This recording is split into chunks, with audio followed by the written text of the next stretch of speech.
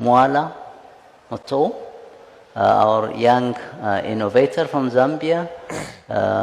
Mwala, can you tell us, of course, what we always hear is, young people are not well supported, are not well encouraged, especially to go into the agribusiness sector. And you have obviously succeeded, establishing yourself and helping other young people through your cashew business.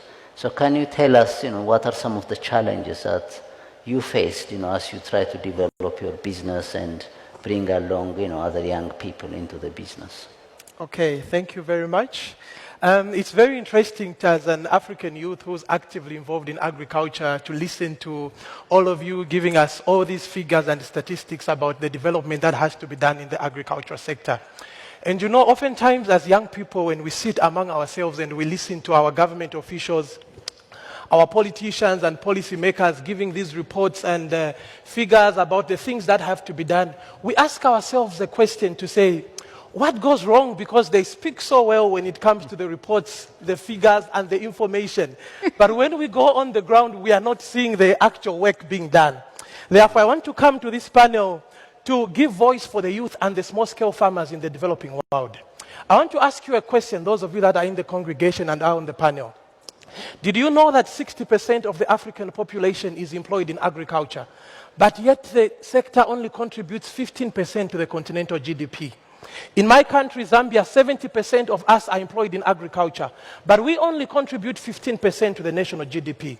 This is because there is very little economic activity that can be derived from the agricultural sector. But yet there are a lot of us that are involved in the agricultural sector on the continent. When I left my finance job with the British Council and decided to venture in farming, my family and friends thought I was crazy. They were asking me, agriculture is for old people. Agriculture is a dying industry. How can a young professional like you with a full ACCA qualification and an MBA decide to go into the agricultural sector? This is because there is very little development that you can attain from the agricultural sector. When you go on the ground, you realize that most rural African farmers are still using primitive agricultural methods, which are lowering their levels of production. When you go on the ground, you realize that farmers don't have access to proper established market that can give them a profit for their products. This is not just international market, but even local markets. Some farmers are not connected. They don't have a road network to take their product to the urban areas. Therefore, we have got a lot of food wastage that takes place in the rural areas.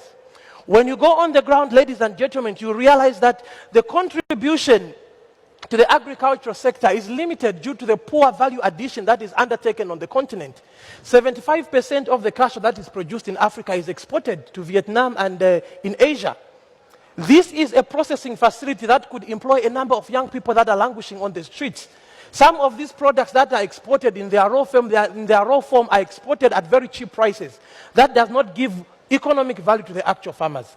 Therefore, there is need that more investment is supposed to be done in the agricultural sector. We cannot speak about sustainable development or equality if we don't address the agricultural sector, especially in Africa. Why? It's because the key players in the agricultural sector in Africa are women. These are the ones who go and water the vegetables in the fields. These are the ones who go and pick up the cashew nuts. These are the ones who are tilling the land for the maize. The key players are the young people. These are the ones who are employed in these farms. Therefore, if the agricultural sector remains in its stagnant form, we cannot address gender equality, even youth empowerment in our communities. Now, the question is, what is it that we can do to improve the agricultural sector on the African continent? The first thing that I want to speak about is the creation of industrial clusters. I think all the other speakers here have mentioned to say that most of the key players in the agricultural sector in Africa are small-scale farmers. And you realize that because these people are producing very little, and they don't have enough resources to access better markets, most of the production is just limited within their farms and within the nearby areas. But if industrial clusters are formed, for example, those who are producing maize in this particular area, those who are producing millet in this particular area, those who are producing cashew in this particular area, they form an industrial clusters which can be linked with other developed markets or can be supported in terms of investment and capacity building. We are going to grow the agricultural sector on the continent. The second thing is value addition, brothers and sisters. We have to make sure that we should add more value to the things that are produced on the agricultural continent. I've already mentioned about the cashew industry. This is a lucrative industry that can employ a number of people on the continent. But because the cashew is exported in its raw form, there is very little economic activity that is generated from this particular industry. If there were processing plants in Ghana, if there were big processing plants in Ivory Coast, big processing plants in Tanzania, big processing plants in Mozambique, a number of young people would be employed in this sector, and you would realize that even when we are exporting the cashew as finished products, more economic value is going to be attained from the industry. Another thing that we need to consider is the effects of climate change and its impact on agriculture. If you will go on the on the African continent, you realize that our agriculture most of the times is centered on one particular crop. For example, when you go to Zambia, the main crop that is grown by most of the farmers is maize. Why? It's because our staple food is shima or ugali, as the way they call it in other countries. So this is the only thing that they are producing. But the effects of climate change is reducing maize production. Why? Because maize needs a lot of water. There is a specific temperature that is required for maize. Therefore, due to the effects of climate change, production levels in the maize industry in Zambia is going down. And currently there is a food crisis. Why? Because we were focusing very much on maize. Therefore, there is need of diversification of products, taking into consideration climate change. The introduction of drought-resistant crops like millet, like sorghum, like cashew nuts, like cassava. All these are industries that require to be developed. We can also consider investing in agricultural technology and scientific research. We have got a good example of young people that are working in the agricultural sector, like Eze, who's running a company in Nigeria called Aerial Industries, where they are producing agricultural drones, which are assisting in revamping the agricultural sector to increase production, monitoring the things that are there. We can also invest in safe genetic modifications, for example, vegetative propagation for cashew trees. We should also diversify development in agriculture. I want to emphasize on this point because most of the time there is a lot of money that is allocated by international corporations to develop the agricultural sector.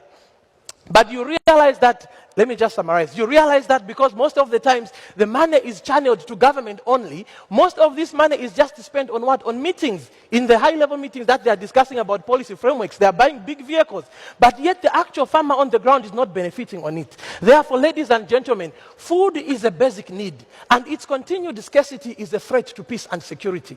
We have to address the inequalities that are there in food production and distributing, or else there will come a time when the poor will have nothing to eat but the rich, and we are going to have a crisis. It's important that all of us work together to improve the agricultural sector. Thank you.